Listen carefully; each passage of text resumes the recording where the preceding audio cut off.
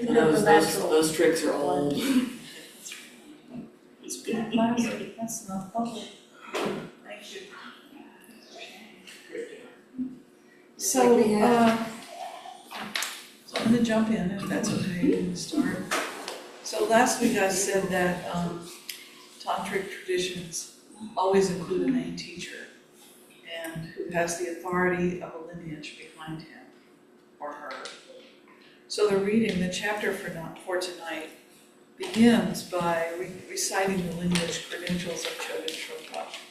And this is a commonly done thing. If you read a teacher's book, they'll tell you his lineage. Actually, I have a question, because there's two words. There's one word before his name under the author, under the byline, but then the first sentence puts Trungpa Rinpoche.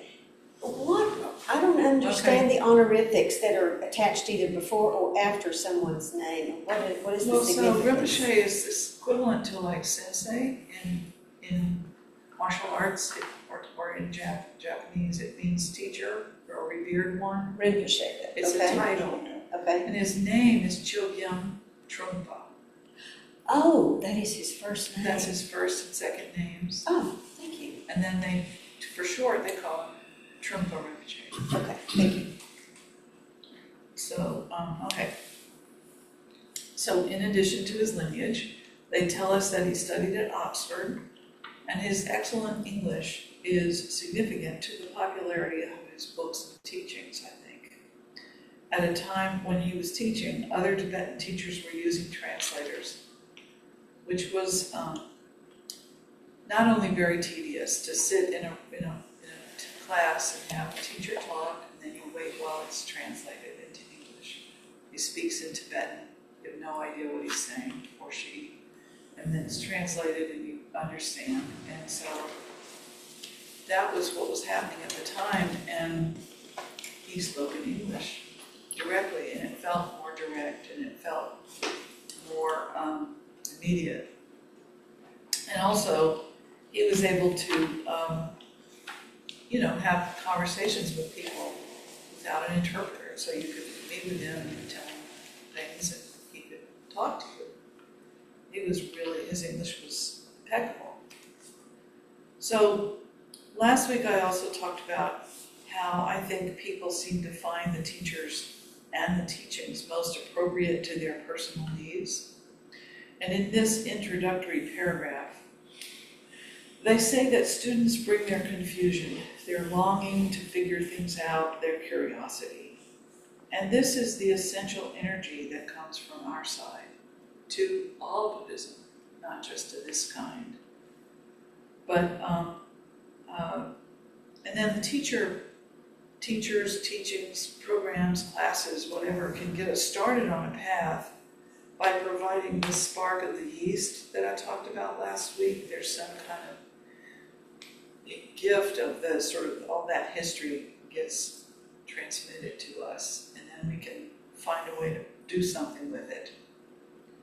But it's very personal, and it's not a factory churning out a single Buddhist personality or style, but it begins with your private, deepest personal need, and then the spark from the teacher, and then a specific pathway to help you find your own way. And sometimes outsiders look at this Tibetan style and think it's a cult, like my daughter. Like Jim Jones or even like Maga. They think it's a powerful personality, charismatic person, and people are, blindly following along or towing a common path or something like that. But insiders know it's not like that at all. In fact, most people on the inside are still feeling very bewildered. It's not like it answers all your problems, it's more like it brings them to the fore and you're confronting them all the time. What am I doing? Why? Is this the right thing to do or whatever? There's not a feeling of like, oh, I finally found the answers. It's more like, oh, I have to keep thinking and wondering and working with it. So what he says in this chapter is hard to follow when you're just reading about these experiences in a book, rather than experiencing them yourself. And it's important to realize that he is describing his own indestructible experiences. So it doesn't immediately make a lot of sense because it's experiences. It's like describing going to the beach for the first time in your life, or what ice cream is like if you've never seen it before. It's an experience. It's very rich and potent, but it's hard to describe. So everything that you hear about in tantric practices are these experiential things. That's true of the other Buddhist schools too. But another thing that he emphasizes is how it is unique to each person, and we all come to it with our own background and our own needs and our own feelings.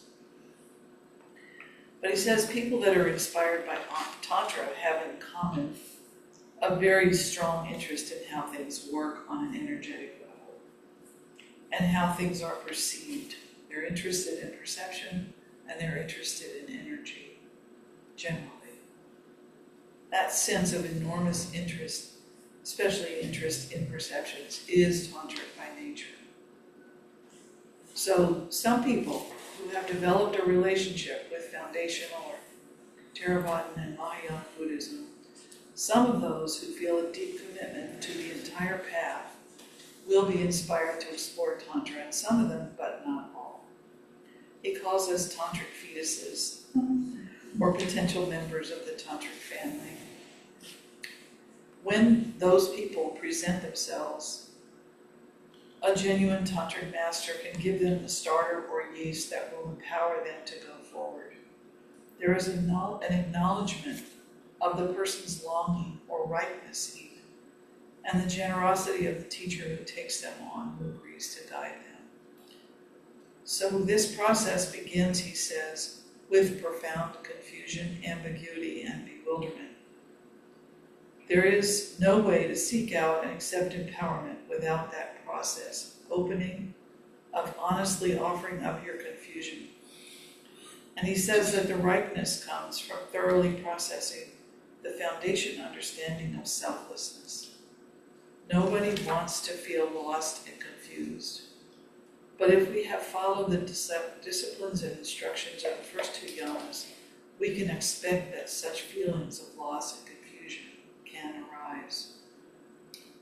And let's look back at the story of King Indrabhuti, who said, I would like to relate with my sense perceptions and my emotions. Can you give me some teaching so that I can work with them? And like I said last week, this is a person who wants to embrace his experiences rather than transcending them. To learn more about what he's experiencing rather than dismissing it as emptiness, like we're doing in the Mahayana. He wants to interact, to be in relationship with what arises in his experience. And Trungpa Rinpoche is telling us that when you do that, when you probe and question and explore your thoughts and emotions, you begin to realize non-existence. To understand and experience non-existence, it's not a theoretical idea, but a personal awakening. Think of it like this. Someone makes you very, very angry. We might think that the right thing to do is to shake it off, reframe the anger. A bodhisattva, for example, might focus on seeing the other person's pain to sort of forgive them. But a tantric student pulls that anger closer, their own anger closer, and sort of explores where it comes from within themselves to really deeply experience it. Doing this leads to an understanding of no self because you can't find the person inside of you who is experiencing the anger. But you find that it's just energy because you look for it, because you look for something else. You're actually like poking around in there.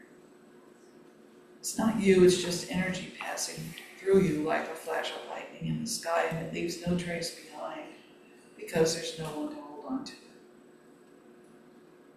So when King Indrabhuti asked the Buddha for teachings, He had experienced confusion and wanted to know how to work with it. Trungpa used the phrase, finding ourselves at a loss, to describe what Indrabhuti was experiencing. He was at a loss. This means he was ready to do something with his own uncertainty and confusion. He was aware of it and willing to explore it.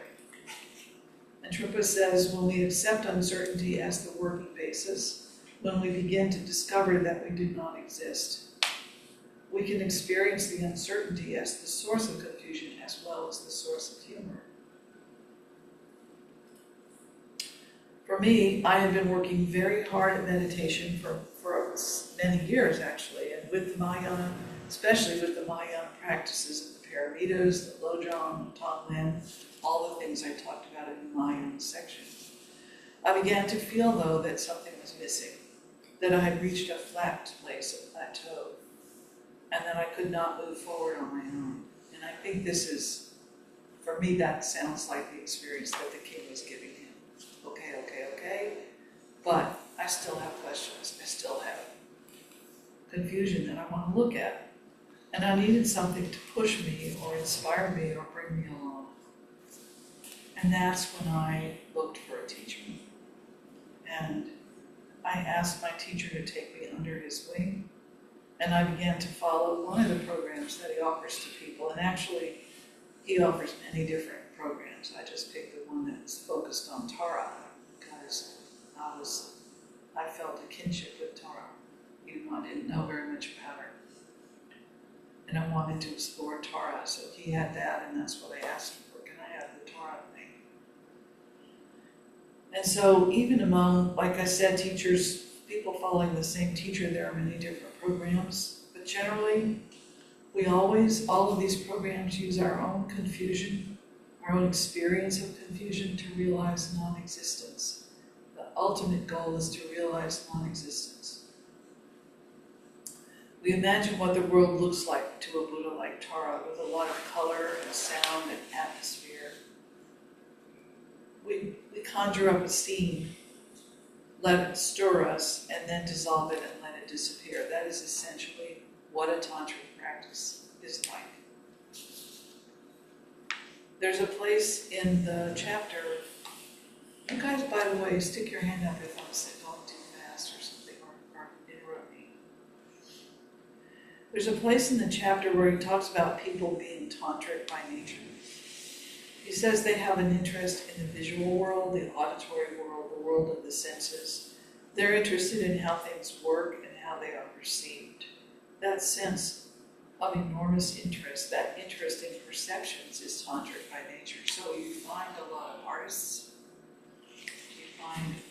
In Berkeley, we had the University of California at Berkeley across the street from our Dharma Center. We had these astrophysicists and mathematicians, cosmic mathematicians or whatever, that were like drawn, that those kind of people that are going, but how does the universe, how does the cosmos work?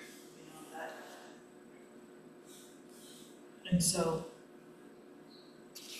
and especially about perception. So anyway, luckily, such a person can find a master baker to give them the starter yeast that will help them bake something with that energy. A teacher who will guide them, inspire them, and keep them safe. I have a question. Yes. I was going to stop you a little earlier. When you said you found a teacher, you selected a teacher, you selected the path. When you say the start, is that a lecture, or what is the actual start? What was it for you? Maybe I should be more specific. Okay, so I'm speaking specifically about an empowerment, or they call it an abhisheka in Sanskrit, where it's a ceremony where the teacher, we did that in Nepal with this teacher, where that teacher reads the Torah practice to you and you listen to it. It's in Tibetan, so you have no idea what he's saying. And he reads it to you, but he does the practice in front of you. And then you go in front of him and he does a thing. And it's like a zap of energy. Sometimes you don't go in front of him, he just does the whole room at once. But it's this, like, it's called transmission. And it is this idea that he is giving you something that he inherited through a whole line of people.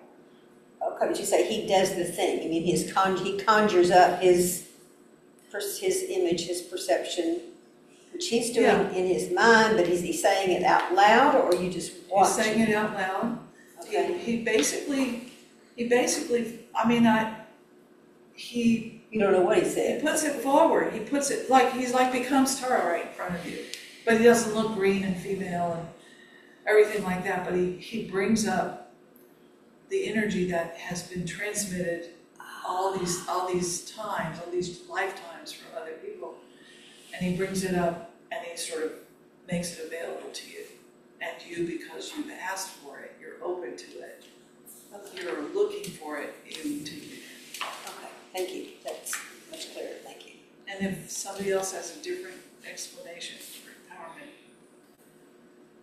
But anyway, so my teacher talks a lot about the qualities that an authentic tantric teacher must have. Of course, they have to be trustworthy and well-trained.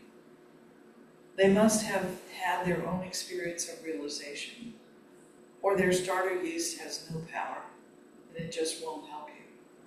And there are people in the world who are putting themselves forward as tantric teachers, but they're, I don't know, it doesn't work. I'll say more about that in a minute.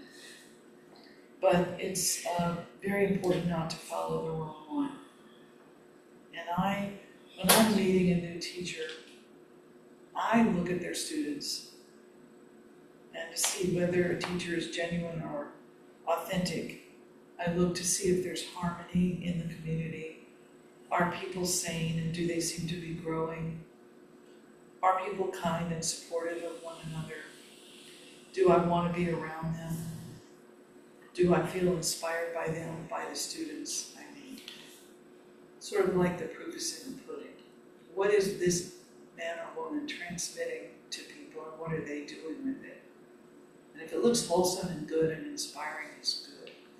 But it sometimes doesn't. It sometimes looks very neurotic. And then I walk away. I just don't go further with that situation. So locally, we have Dr. Lai, who comes here from time to time, not lately, but hopefully before too long. His group meets on Sunday mornings. He's based in North Carolina, in Asheville, North Carolina. There's also a Nam Thupten who's just here. His group meets on Saturday mornings. And there's also Kendra Lodrotaye, who has a center up in Jasper, and sometimes teaches down here in Little Rock. He came down a year or so ago, his book came out, and he taught at the library. His audiences are usually too big for EBS, so he goes to other places. But anyway, many EBS people study with Kendra. And if you want to explore tantric teachings, you can visit with these local groups. These days, you can also connect with teachers online initially to see what you think of them.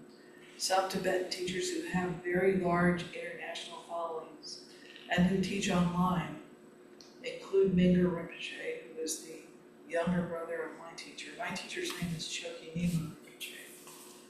Mingyur is his younger brother. Zongsar Khyentse Rinpoche is an amazing guy. He's a filmmaker. He's an amazing guy. Anyway, you can look him up. A female teacher named Khandro Rinpoche. She's one of the few females that are in this work. And there are others. So typically people study online with all of them, including me with my teacher. We study online. And we also sometimes attend live retreats with them. So that's the typical pattern, and that's what I'm saying. It's not like, I think when you read about early dark Tibetan Buddhism, there's actually a teacher and students live with him or her, or it's a very close-knit community. But these days they're global people. I mean, they teach to thousands of people at a time, and so it's not so intimate, but it's still power. So, let me pause, I'm gonna stop there. And you're gonna talk, okay? So Anna Tubman is Tantra. Yes, How would we have known that? See, I signed up for the retreat because Yeah. I signed up for all the retreats. yes, And then I canceled when I got the impression that there were too many people. So I Yeah. thought, okay, I'm not gonna Yeah. take this seat away from someone else. yeah, So I canceled my reservation, I guess. But I had no idea, of course, I didn't know what it was anyway. Right. But was it was it in the advertisement, or was it a secret handshake or something that we're supposed to know? Yes. I mean, I had no clue. I don't know what I would have thought if I had gone. Yeah. You know how I responded. well, did you to- even hear him, did you hear the Friday night talk or Yes. anything? Oh, yeah, so what'd you think of I that? thought it was fabulous. Yeah. I have no idea what he said, honestly. But the feeling in the room, the meditation that he led, the quiet, the energy in the room was just, how could you not go with the flow? And then at the end of it, he sort of like just stopped talking. It wasn't over yet, but he just stopped talking and sat there quietly. His hands were, I was way at the back of the room. I really could hardly see him at all, but I was just struck by the fact that nobody moved. I didn't move. I didn't want to even breathe, even though I didn't know what was coming. But I wanted to be at that moment with that energy. The energy of the, whatever, 150 people, however many was there, was just magnificent. But I don't know anything about what he said. But, it was good, that Friday night thing. Well, I mean, my experience of him is just very much like that. And he doesn't actually come here and teach Tantra. He doesn't get that feeling. No, he doesn't. Okay, that was my, Weekend. okay. No, he doesn't. Ah. But you have to remember that Tantra teachers are also schooled in all the other things. Right. So Anam Thupten tends to teach more Mahayana kind of stuff, more about compassion and aware openness and so forth. Okay. He has tantric students, a small group, he has people that he teaches this stuff to. These things I'm talking about, the sadhana practices that they do in Tantra. But that's not what he does when he comes here. Okay, thank you. But what you're talking about, his energy and his presence is kind of his thing. I mean, I think what he does, and I've never asked him or talked to him about it, but I think what he does is personify his enlightenment or whatever level of his realization he has. He's always doing that. That is, when you're in his presence, you feel That's it, what it felt like. and it resonates, and you absorb it, and it's happening wordlessly, and it looks like effortlessly. And it may be effortless for him. He may just be that way. I don't know. But it's definitely a different level than, Dr. Lai doesn't do that. He's not that way. And so, Anam Thupten is a very powerful. Yeah, I think Smalley didn't do that either. He didn't have, that's No. the main thing. I've only been to 2, and Mick had mentioned how Anam was, and it was very much. There's also, like, what I would describe the difference between those in my very newbie way would be that Nate still seems to have veils up, still has attachment to ego, and Anam does not. Like, there's just That's nothing a good there. summary. Of what, you just get a vibe of like he has nothing to hide, nothing to show off. He's just present. Would you agree, Mary? Yes. I mean, he's self-deprecating at times. Yeah. It was, It's yeah. Very open. humorous. Yeah. Oh, it's funny. And it made me wish that I hadn't canceled. Yeah, I It wish really, you it's like, had. oh You my had God. too. Yeah, I was You like, didn't oh have to. man, I wish I had. Turned out you didn't have to. You know, one of the, I want to just through Yeah. the sin because I think there's probably a little bit of error in saying that he's radiating out something, and that's what's special. And it's like, because it doesn't always happen with teachers, you know, because it takes two to dance like that, you know. So basically, your pores are open to that presence, you know, your own presence and your own quietude. If he's doing anything other than just being his whole Anam self, or if he's doing kind of secret voodoos, you know, it's like, it doesn't really matter. It's like, what's going on is that you're settling down and opening up, and the quiet is not uncomfortable and awkward. It's just spacious, and it's just, you know, then you start throwing in words that don't really reach to where you're trying to describe, but I think it's a real two-way thing. Yeah. And but he's good at it. I mean, there's no question. He's got that kind of thing, you know. But I never really feel like he's trying very hard. I was gonna say, No, I I don't- don't get the vibe that there was any attempt to do He was anything. just there. He's just doing that. I don't mean to say that. I don't mean to say he's working really hard at Yeah, turning yeah, something no, up or anything no. like that. I just mean that he radiates a certain Yeah. kind of presence, and it With looks that. effortless. Yeah, yeah, Well, I was because saying it's not, is- because it is effortless, because it, Radiates like, magnetism. Yeah. it's just, because everything's dropped for him, and I don't know if that's actually true, if that's the right way to say that, and I even connected with Nate, so it's not that Nate there was a negative experience, it was just you could see he was still attached to some things, right, Yeah. like, he was more like us than Yeah. Anam, Yeah. which made him also approachable in a different way too, like, they both were very approachable, but I do agree that Anam had that nothingness about him. Well, and Nothingness. this is also a difference, you know, Nate is Zen. You would not go to Nate and say, will you be my guru? You wouldn't. It's not the role that he's playing, okay? But you could go to an Antutan and say, will you be my guru? Okay. And it's a uniquely Vajrayana Oh, relationship. okay. I was saying, why? Oh, it's that, you're telling It's me the way- something new, did not know that.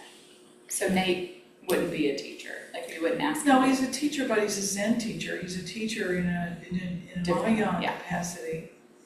And they don't have this thing in the, except in the Vajrayana, where the teachers are embodying or transmitting a wakefulness of the Buddha. You know, most teachers and this is me again, I mean, don't take me to court over this, but most teachers in all the other traditions are saying, well, folks like me, this is what I know.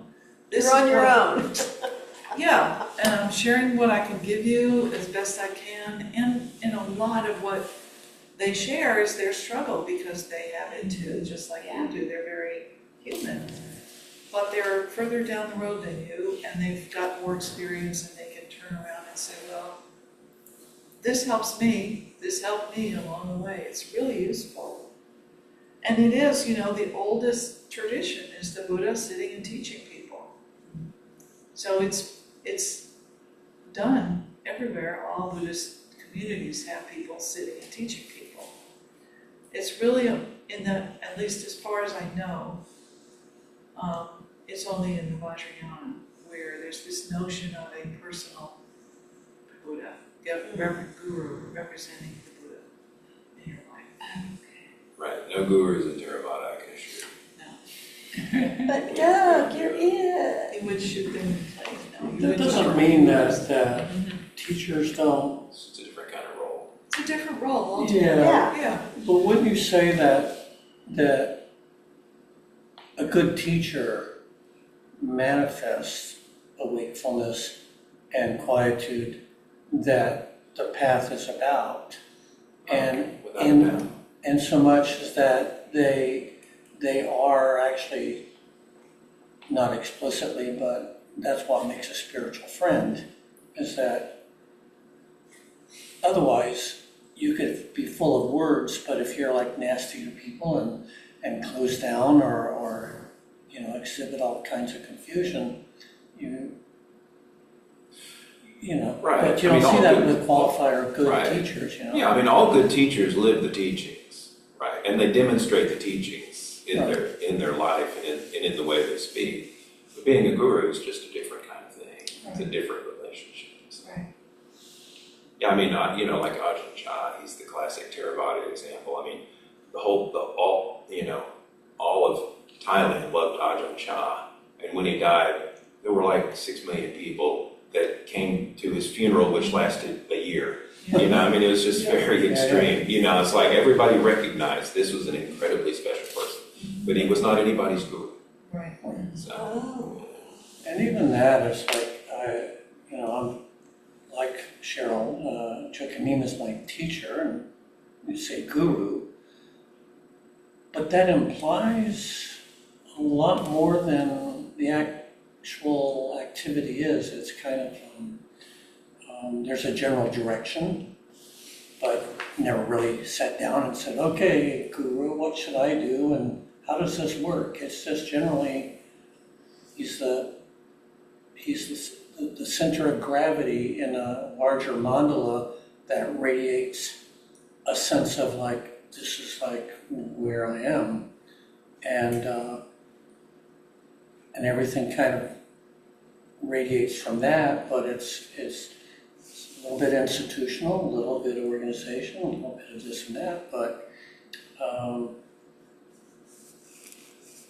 again, when I hear the word guru, it's sort of like throwing yourself down, throwing petals in front of Age of people and Aquarius. or giving them something, yeah. Rolls Royces and stuff like that. right. Yeah. The bad guru shit All that that we have in the West all sometimes. that Yeah, and there's plenty, there's plenty of that stuff, you know, but, Right. you know, every guru anyway, anyone worth its salt is never full of themselves, and they always give all credit to their previous teachers and stuff too, so. Well, I really haven't heard y'all use that word, guru, much. I've thought of it. We haven't, I haven't used I've it. never I used kept it. calling him teacher. Well, because it's just, you don't use a word that people will immediately misunderstand. Right, yeah. I Because mean, guru means, oh, so you quit thinking and you just do whatever your teacher says. It's Right. like, that's what people think of Like a guru cult. means. Yeah. So that's not quite it. Yeah. So are all Tibetan teachers, Rinpoches, are they monks and nuns? No. Or are they also lay people? And Tupten is married and has children. That's the other funny thing I about was Tantra. a little bit taken aback by that for some reason. No, he's He not didn't have married. children? He is a monk. He has, so our teacher Choginima, his father had 4 sons. He was married. He had 4 sons, and our Choginima's the oldest. And then there was one, and 3 of the 4 are monks and lead monasteries. And the 4th one got married and had children. And so, and unfortunately, he died during COVID, that brother. But his son is a guru now. And so that the family lineage is continuing because one of them got married and had children.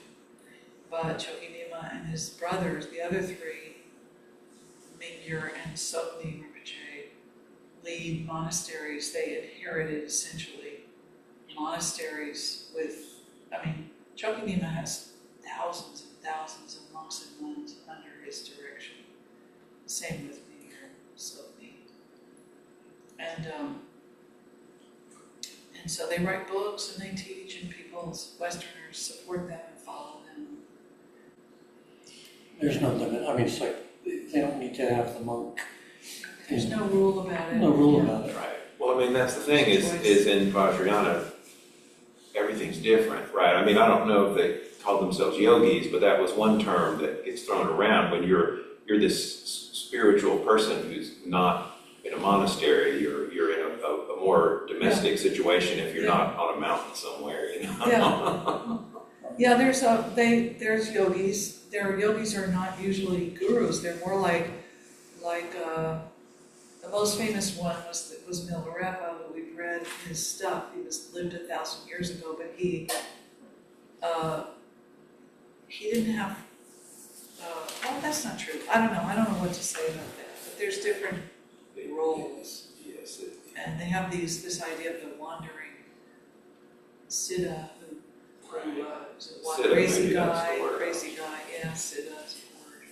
And you know how Buddhism changed when it went to different countries, and so it came out of India Yeah, into Tibet, and so seems like there was a lot of that, the yogi, and that, although, all of that, and then but the Tantra tradition started in India, right? That's right. That's the All of third it. turning of the Yeah. wheel. I didn't mean to interrupt. no, it's all right, but then, No, then it all when it came came from to India. then when it came to Tibet, then you have the Bon religion that was there first, which had Right. like kind of the earth magic kind of, so all of that, shamanistic. right, yeah, right. And Dr. Lai says that he's a professor of world religions before he became a Buddhist teacher. But he says that Zen also had Vajrayana, and but they left. He said when they flew over the ocean, they dropped all that stuff out the window, and they don't talk about it Threw it in anymore. the ocean. But they are very closely aligned to the highest level of Tantra, Vajrayana, the Dzogchen. Yeah. Is it's indistinguishable from the highest levels of Zen. And in the group that Mike leads, and Mike talked to you about Zen, they do prostrations, they do chants, they do some of the hoopla of Vajrayana in their Zen. It's a Korean Zen. And so it's like all got it got washed through the different washing machines of societies. So Dr. Lai, you talked about the person who's at the brothers in the monasteries, who's tantric. Right. Is Dr. Lai? Yes, he is. And so his path is different. He wasn't born into it. He was like us, basically. I mean, he grew up in a Buddhist country and Malaysia. So he grew up a Buddhist in a Buddhist family. So he went to university, became a PhD. He's a Dr. Lai because of his PhD, and he taught world religion. But at the same time, he learned Tibetan, and he studied Tibetan Buddhism, and he followed a Buddhist teacher of his own. He had a guru, has a guru, I think, still. And then as the time has gone by, and as he has developed, he keeps getting promoted within his lineage. And now that's why we don't see him so much, because they have swooped him in, and he's such a good teacher, And so and I guess a good Vajrayana practitioner. So they've made him a Dorje Lopan, which is a lay teacher. But he is a monk too. He's not married and so forth. And he, for a long time, he was reluctant to actually have students. He's humble. And his guru pushes him, come on, people need you. And so he is doing that now, teaching, giving Vajrayana transmissions within his community in Nashville. Okay, so he does give transmissions. That is not from whom you received yours, but he is now your teacher, and he does transmit to others. No, Dr. Loudon is not my teacher. He's one of my teachers. I love him. He's a wonderful guy. But I have one teacher, that's Choki Nima, and he lives in Nepal. Okay, Dr. Lai is just another Vajrayana teacher okay.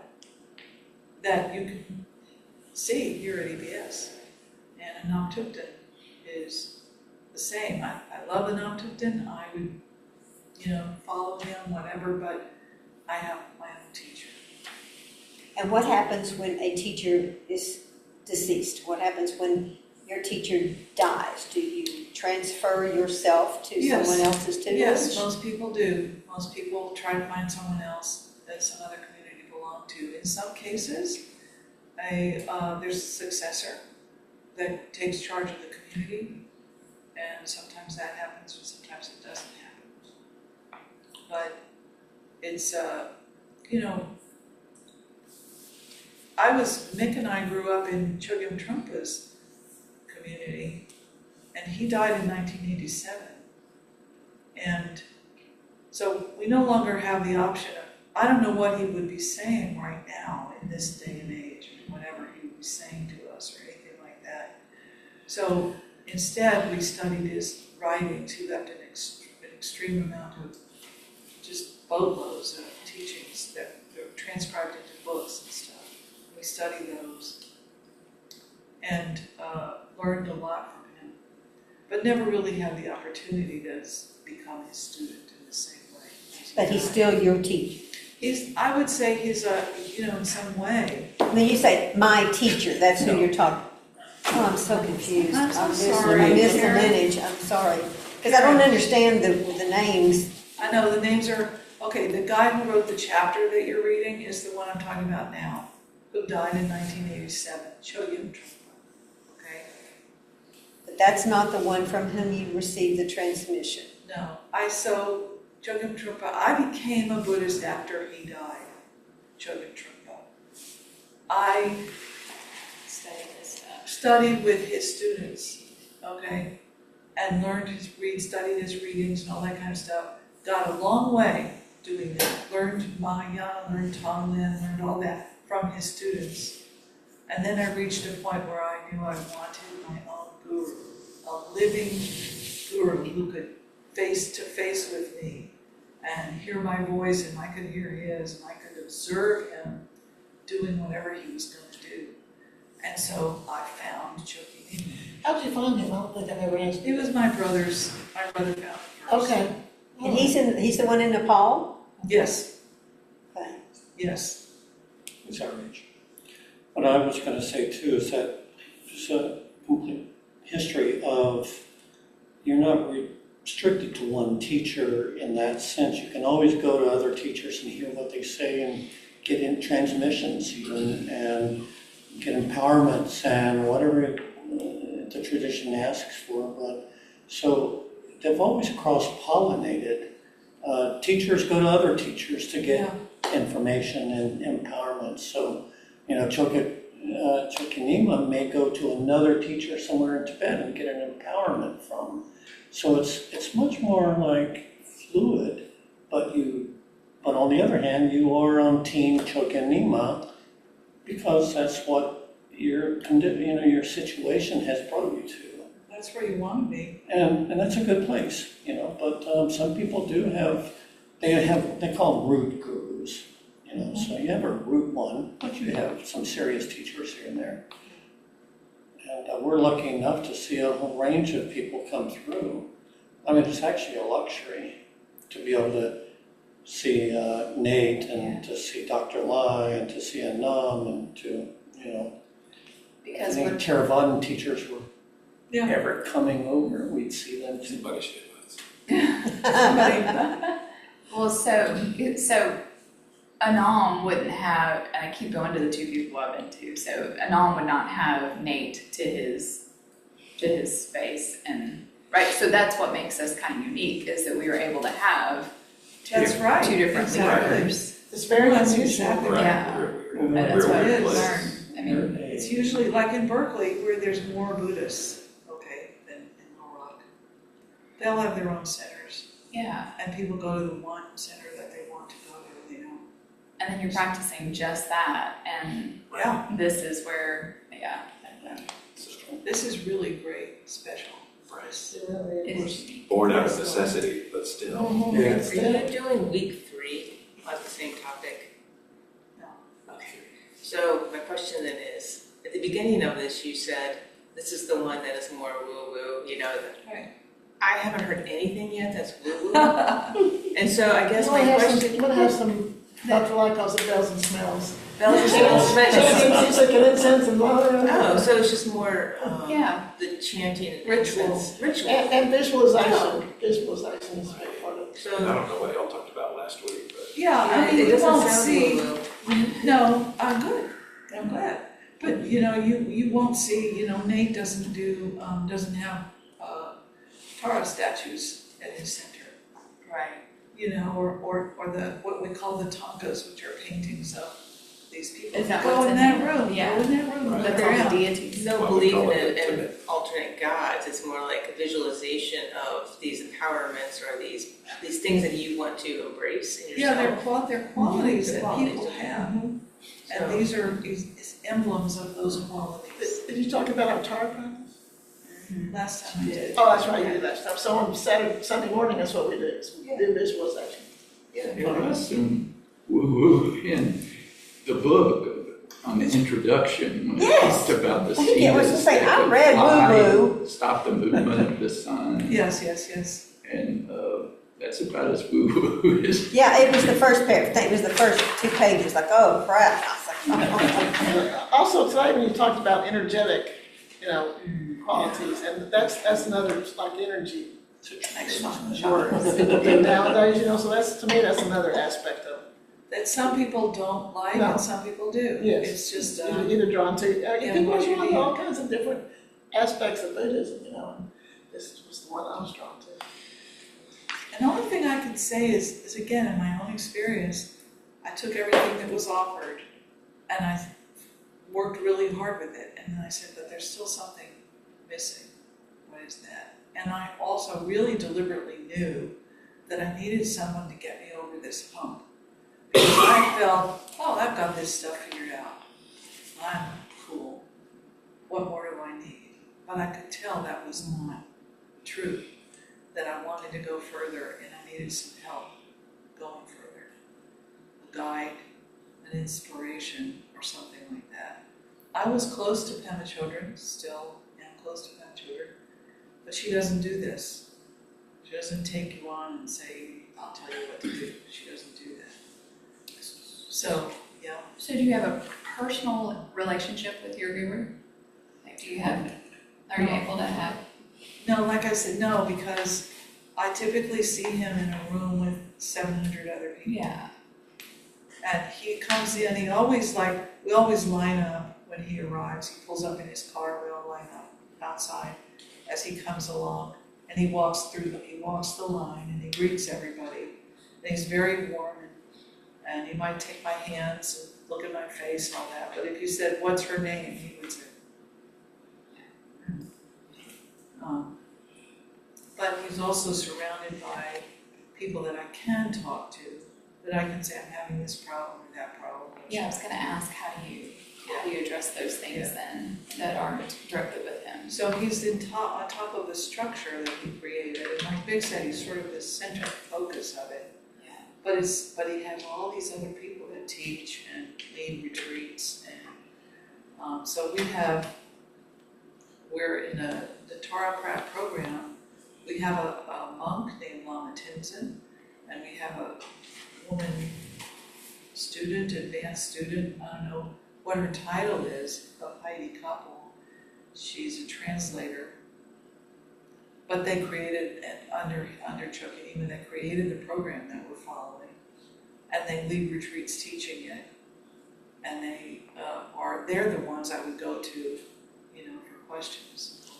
But and by the way, we also, people in that program, we have book groups. We have online practice programs together. We have study programs. So there's even though the Sangha is all over the place, we have a Tuesday night book group with people from Brazil and Nepal and Vermont. Is that where you speak up and have questions if you are struggling with something? It's in those smaller groups, kind of like. Yeah, and they do retreats in this country as well as Europe, so you can go to in-person retreat. Yeah. A lot of times with Lama Tenzin, but also Chokinima, you can actually go where he is. He's touring around right now. Yeah. He has centers in all over Europe, in Asia, Russia, Ukraine. He's got a lot of Chinese students. China, Hong Kong.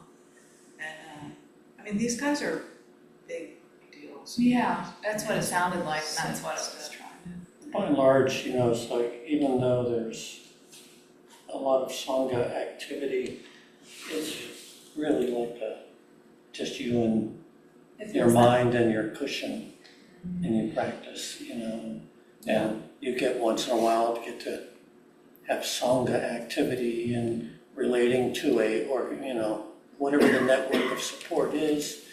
But frankly, it's still you in your cave. That's really- And that's like, I guess, all types of Buddhism. That's right. I like It's that. really- There's a commonality, That's you right. know, all That's of right. them, That's right. Well, and then does your guru give you that, does he present kind of like an where there were times where I felt like it was just him and me meditating. You know, it was like there was no one else in the room. He made it, and is it something that's happening in my body and mind, or is it something that Mick was saying, or is it something that he's actually giving me? Who knows? But is that happening with your guru? I mean, is that, do you, and how does it feel? I guess you kind of have to accept it because that's all you've got, but like through a screen, I mean, you still get that Kind of same. in a way. Last time I saw him, we were in France and he was leading a huge thing and about 300 people. Yeah, not big. Something like that. But there was a point where you could go up and speak to him. Yeah. So I went up and I said, I'm moving along the program and I'm getting to this point of practice. Would you bless me? Bless my practice. And he took my face in his hands and he touched his head to my head, pulled me to him like that. And he says, you're just beautiful, you're beautiful. No. I love that so much. Yeah. But I mean, it's hard to explain. And in that same event, Lama Tenzin, who's the guy we relate to the most, he said to us, if you're alone and wherever you are, if you want your guru, they know how to find you. They are there with you, and there's that feeling that, again, we aren't limited to this, whatever. This plane. But that's both woo-woo too. I'm talking about woo-woo, like mind traveling or whatever, Well, so that kind of speaks to the only study that I've really done in this realm was Ram Dass, Richard Albert, and his guru, and that's the only other time I've really understood or accepted the word guru as not something negative.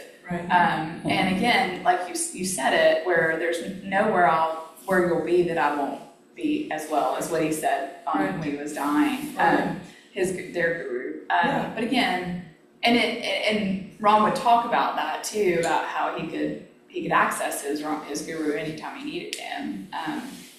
And I think that's just, I guess, another level of meditation that we're all on the path of maybe experiencing. Well, I think what he says, what Trungpa says in this chapter about looking for the source of all this stuff that's going on inside of you, you discover there is no source. Yeah. Right? Yeah. Which also means there's no non-source. There's no non-guru. The guru is, it's all there. It's also not there. Yeah. I only know that stuff from alternative medicine. I did psilocybin, and you're speaking, and I'm like, I remember all of that, but I can't speak to it now in my It's settled not conceptual, it's experience. You can't. There's no words, right? And it's all there. But it just, it's not accessible here. The thing for me personally is the heart of it. It's the love. Like I said, it's like I've learned about love from this relationship. Yeah, it's great. I want to read something else from Trungpa before I stop, and it's just time to do that. So, the book the chapter you read came from a book called Journey Without Goal, which is a transcription of the very first tantric seminar that Trungpa gave in the United States in the early 1970s. And now I'm going to read you the last paragraph of that book. Okay? So there were 15 chapters of more Tantra than the one you read. You read the first one, and then there's 15 more. And then he says this: I'm actually concerned and somewhat worried about how you're going to handle all this Tantra material. You could overextend yourselves and get completely zonked or completely bewildered.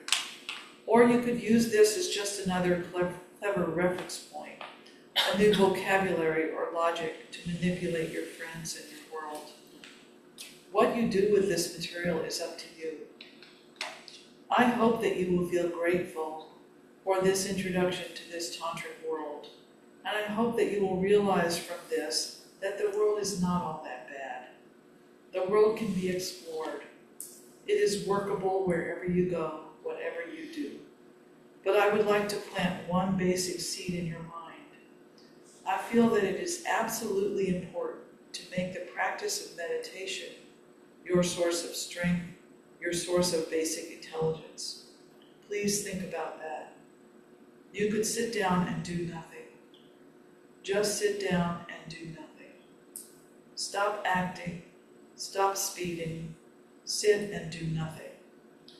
You should take pride in the fact that you have learned a very valuable message. You actually can survive beautifully by doing nothing. Isn't that great? That's powerful. Yeah, that's, it's hard. So that's him. He was pure, and meditation was, like I've said, we were started out with an hour a day, and then we did weekends of 10 hours every weekend. Did you do an hour all at one sitting? Yeah. You were that? Okay. It's a long time. I know. And then we did a whole week of 10 hours a day, and then we did, in the seminary that we went to, which was 3 months long, you did days. It was just sitting. Okay, so there's Tantra. I hope I haven't That's great. ruined it or misrepresented it or anything. So, I checked with, Doug and I haven't talked about it yet, what to do next in class.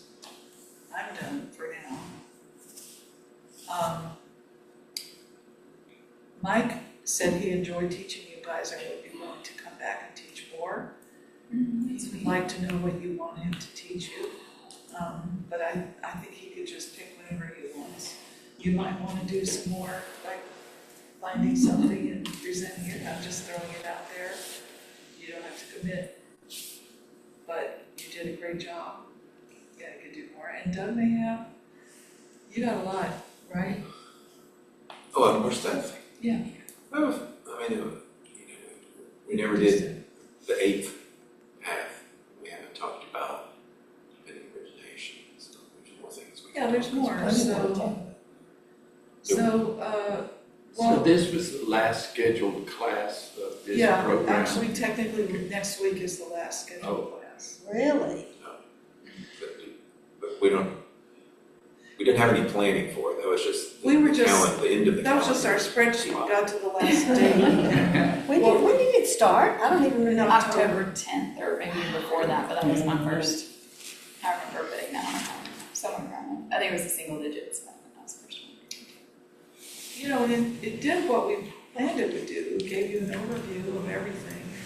There's such a need for it though, and I don't know if you find another book and we do it again, and I mean, not that y'all have to do it, but like maybe the group that still wants to do it, There's no one else. we dissect it. Yeah. Well, that's not true. I think Mike To could do help if soup to Mike's nuts. interested. Oh, the soup to There's other nuts. people that can be involved, for sure. People, you know, Doug and I are the ones who've studied the whole thing. Him up to a point. I think you need something, like, I think y'all decided that from your once a month group, I don't know that, Yes. but I would assume that that's what kind of came up from that. It wasn't enough for people to feel like they really got it. People would say, so now what do I do? It's like, well, you could join a practice group. And nobody wants to join a practice group because they don't feel like they really know what they're doing They're all yet. scary. Yeah, They're funny and- names. Well, and I feel more confident in joining a practice group now, and dabbling in them. You have a much broader understanding of Buddhism than a great many people. No, unlike me, who I just kept dropping in. I'm coming to you, I'm coming to you. I have no idea what I'm doing. I just kept coming. And I think that's fine. And I don't think a lot of people feel Any that. rule that you can't do practice groups across. Oh, right, there's not. Better not be, I'd be in trouble. I Those just are don't ones think, that I- maybe attend to or Do two. Yeah. myself, sin and around. I don't When think they that. go to Christian church on Sunday, right, and then come to EBS on Saturday. I think that's, I think there's a whole group of people that would Yes. like to have more dabbling Yes. before they feel confident joining a practice group. Because they've got such a structure to those practice groups that can kind of be intimidating. that is beautiful. But and this isn't what they're for. They're for people who have chosen they're a ready, yeah. particular thing Right. and they want to practice Yeah. that thing together Practice with it. other people. Yeah. So that's what they're for, and they Yeah. aren't really for teaching. And I don't know if this like could stay as, because I'm not gonna be here next week to keep dissecting this, I know we don't have that kind of time, but I don't know if this stays kind of a book club group that continues exploring and holds the space until we create something else, or I don't know, until we find another book, or Well, we'll work on Do we wanna say, you know, it'll be summer break and then yeah. we might have another series Well, at some point? I guess it. You know, people do we want to have a longer conversation next week? That's what I thought we would say. Yeah. So where do we go from here? Yeah, I The think next that's week will actually be this conversation. That's right. Yes. We could spend the whole time together. People could talk about what they want. Next day is the last day of school, party day. Yeah. We could have cookies. Take down the That's right. decorations Field and day. go out Have to and run We it could have race. cupcakes or whatever. For that. Yeah, and I think Mike might come if I ask him to. Yeah, I would think that And, that would Yes, be helpful. please. Correct. Yeah, and, so we can. And Laura talk has to about come like because this. she's here. I think you have a lot. Yeah, I do too, I do too. Sorry to put you on the spot. I have Yeah, some questions, sorry, I'm reading please. one of his books, I'm going, what? Started Bachelor. understanding it. But you Steve know, the thing Bachelor. is, she's not. I know, she's not, but we can get into an interesting discussion. Don't worry, she looks like a deer in the headlights. I know, it's not gonna happen. I'm not gonna do that to you, I'm sorry. Laura. I'm not gonna do you, I'm grateful for you turning me on with that, in that direction, I really Yeah. am. All right, so we'll call it a night for tonight, and we'll meet next week, and we will, have this discussion. Yeah. Okay. Yeah. Very good, thank you very much. Thank you very much. Thank you. All right. Bye-bye. Hold on, Sharon.